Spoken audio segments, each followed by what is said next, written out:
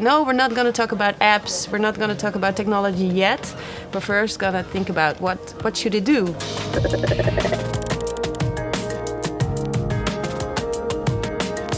Vision in product design is a method for designers and innovators of all kinds to envision a world for which you design and then decide what is the most appropriate response to that world.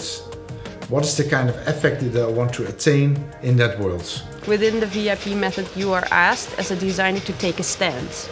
So you try to, envision the world according to the domain you're designing for, but then you have to decide, what do I want to contribute to this world?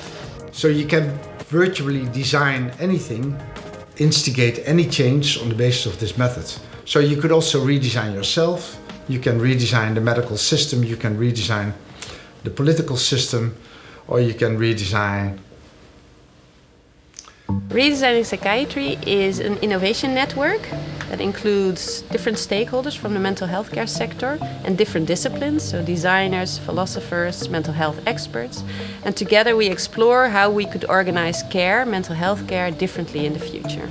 We take a design-driven innovation approach for which we use the Vision in Product Design method, and it helps to reframe the system. The beauty of why the VIP method is so well adopted in the mental health care sector is because psychologists, of course, also think about experience and behavior. There are problems in the current system, but what does not help is to study those problems profoundly. That does not necessarily lead to a better system. So how could we move beyond it and act more proactively?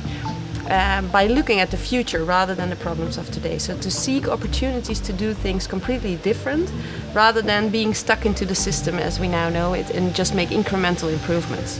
Ultimately, when we design stuff, we do it to address people, to make them do something differently, to make them experience something pleasantly, so that we can use design methods, design thinking, as a way to transform our society.